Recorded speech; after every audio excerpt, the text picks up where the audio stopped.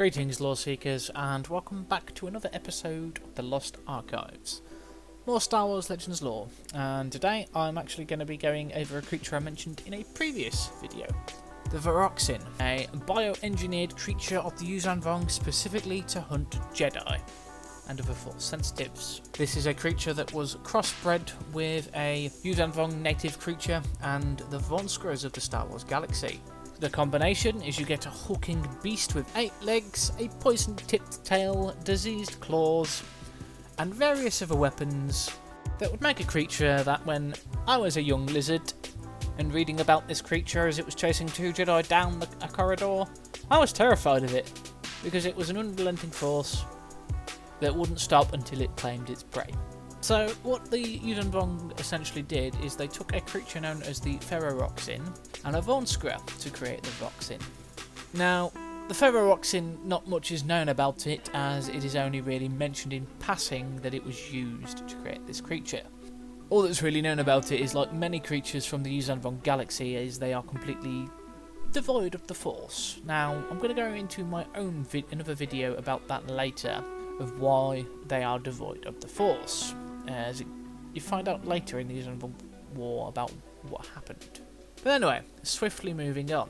So, after many attempts, the Unifying managed to create what was known as the Voxyn Queen. Now, this creature was sterile, so what they did is they started to clone the creature, something that would confuse many Jedi biologists for many days and weeks as to try and find out how these creatures were so massively produced. Turns out the Unifying are even better at cloning than, well, the Republic, the Empire, and anyone else in the galaxy at the time. Now, the thing that made the Voxyn their most dangerous is their ability to use the Force, something that other creations of the Unifying couldn't do. It goes more than that, because normally what Jedi would do to try and hide from other Force-sensitive creatures or sensitives like the Sith is they would diminish their presence in the Force, making it as small as possible. Such an ability wouldn't work with the Voxyn.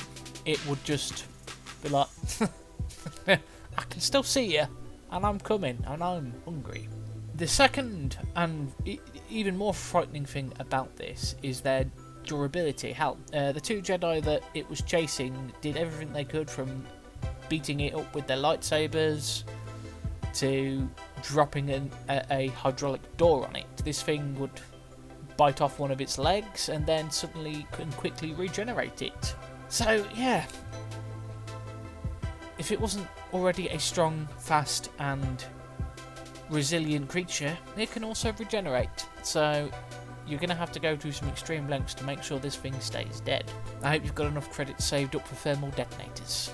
Just to do a quick overview of all of its weapons, it'd have poison-barbed tails, it could spit acid that was powerful enough to melt through ferroconcrete and even flesh, and diseased-infested claws. Now, these claws, if they'd scratch you, you'll survive, but those infections and the Vong were fiendish in all the various biocontagions they would use, would start to eat away at their victims, and it'd be quite a painful process, so it's probably better to actually get bitten into by the damn thing.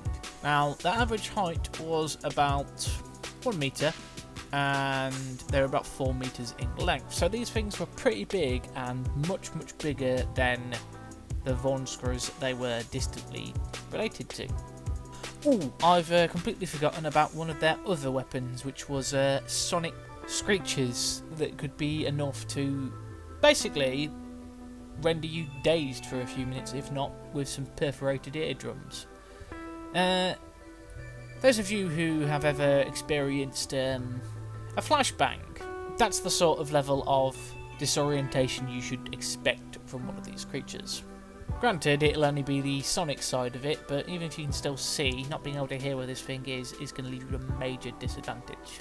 Needless to say, this creature was a huge problem for Luke Skywalker's New Jedi Order, and so when they learned about where they were coming from and that it was one creature these things were being cloned from, they immediately sent a strike force after this creature.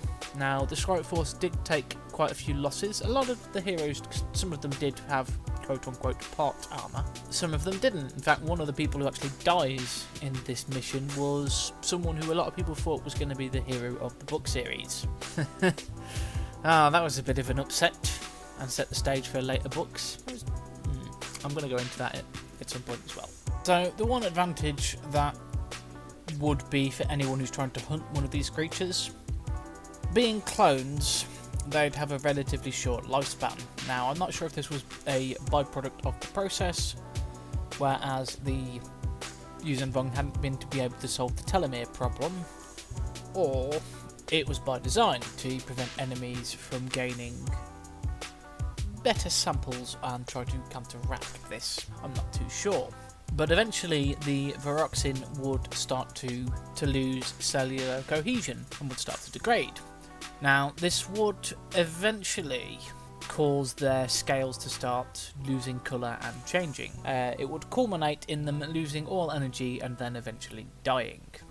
In fact, it'd even start to affect their eyesight towards the end as well. And you should always be able to tell when one of these creatures is deteriorating is because, well, their scales will start falling off. Being clones, they were all sterile, but they still had an interesting ability to lay eggs. Now, these eggs would never bear children because, well, sterilisation. But I have to wonder if that might have been a psychological effect. So anyone who encounters one and kills one would then find eggs. And maybe they'd sit there going, oh god, these things can reproduce, there's going to be more of them. But when these eggs were being tested, they'd find that they could never produce any viable offspring, which meant that, to keep this population going, they'd have to continuously clone it from the Voxyn Queen. That's a holdover from when I was young, when I would mispronounce the name. Please bear with me on that one. On a final note, before I bring this episode to a close, the Voxyn skin colour is usually black or green, their eye colour is yellow, and, well, their favourite food was yon calamari. I do also believe, like their tail, this is a holdover from their Ronskra cousins. As always, my sources will be listed in the description down below. If you liked this video, perhaps consider leaving me a like, putting a comment down below, get a discussion going, and if you haven't already, please hit that subscribe button, and I'd greatly appreciate you sharing this video with your friends. Anyway, lore seekers, take care, and may the lore keepers ever be in your favour.